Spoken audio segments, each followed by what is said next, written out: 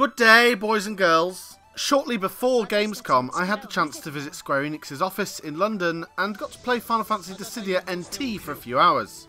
In this video I'm going to give you a brief overview of what the game is, how to play it, and my thoughts. So let's start with a little history. Some of you may have heard of Final Fantasy Dissidia before. It was a game that came out for the Sony PSP back in 2009.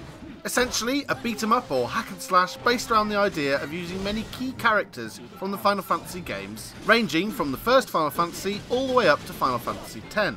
Final Fantasy Dissidia NT is the newest installment in this particular franchise, this time available on PS4 rather than on the handheld, and also now including characters from games 1 through 14. So let's look at those characters. There are of course some very memorable characters for us Westerners. Cloud, Squall, Zidane and Tidus from Final Fantasy 7, 8, 9 and 10 being particularly popular. There are also a handful of characters from 1 through 6 who I have a vague remembrance of, and there's also 2 characters from the MMOs, Final Fantasy 11 and 14, and of course Lightning from Final Fantasy 13, the one Final Fantasy I must confess I've never completed.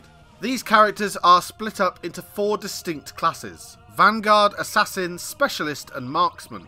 I would definitely recommend anybody new to the game using Vanguard first. These are very straightforward characters which I found a lot of fun. Marksman is also fun and relatively simple, but the range of the attacks can take a little getting used to. Assassins can be incredibly damaging, but for the lack of a better word, can seem fiddly to use.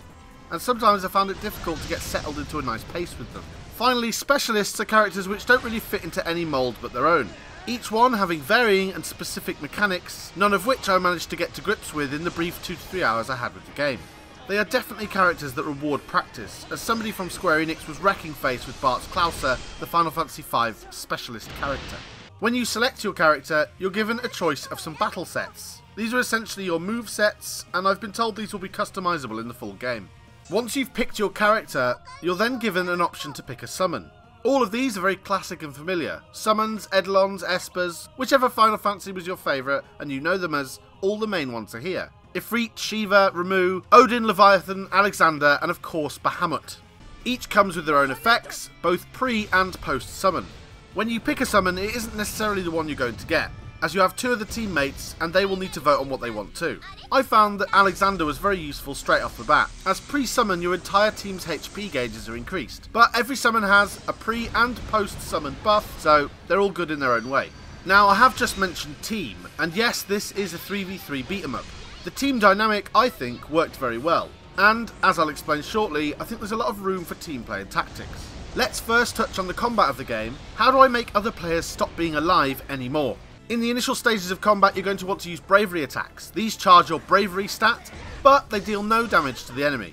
The number shown at the bottom centre of your screen is how much bravery you have, and the number shown above the enemy's heads are how much bravery they have. Hitting an enemy seems to steal some of their bravery, or knock it off, and obviously if you are hit with a bravery attack, you'll lose some of your bravery as well. If your bravery hits 0, the enemy will have broken you, which knocks you down and also will give them 1000 bonus bravery. Your targeted enemy's health bar will begin to have a flashing segment. This shows how much damage you'll do when you strike them with a HP attack. Using this attack will use up all of your bravery. Now, you could build 1 to 2000 bravery and then use a quick HP attack to chip down at the enemy's health, essentially banking that bravery as HP damage before you get hit yourself and lose it all. Just a quick note here, if you miss with a HP attack it doesn't use your bravery. That only gets used once you connect with the enemy and do damage. An alternative strategy is to build up as much bravery as possible and then be able to instantly kill an enemy by using a huge amount of bravery to power a HP attack. One thing I didn't notice at first was that there is an invulnerability that triggers when characters spawn or when they have taken HP damage. This is indicated by the character model, which is textured with a semi-transparent dithering. EX skills are skills that seem to be activated on a cooldown. I don't really see why you wouldn't want to use them as fast as possible so that they begin to recharge again. Well, unless it was HP regen and you were already full HP. In total you get 2 EX skills and basically kind of an ultimate or special ability that is on a longer cooldown. This can vary from character to character as to what that effect is.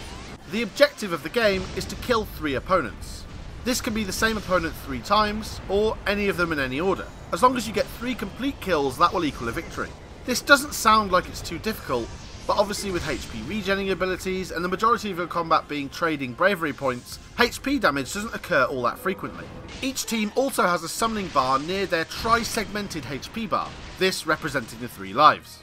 The summoning bar increases with combat done over time, but the main way of charging it is by doing damage to crystals that spawn in the level.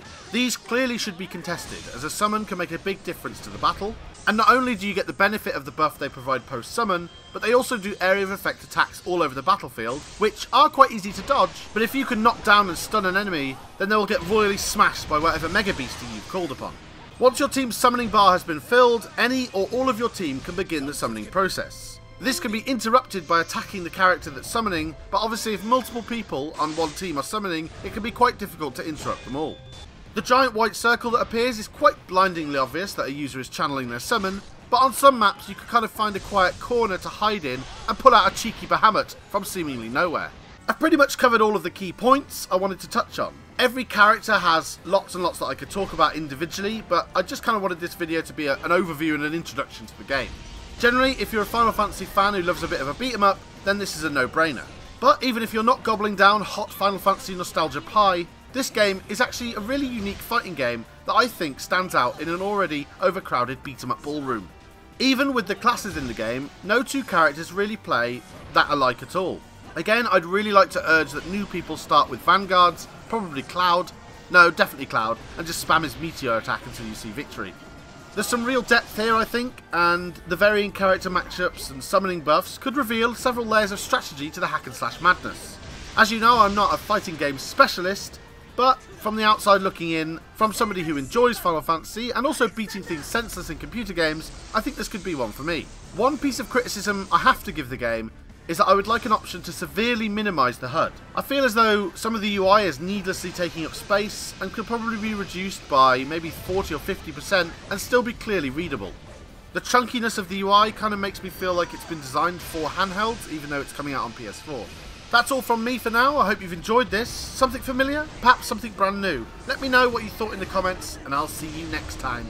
Good noon!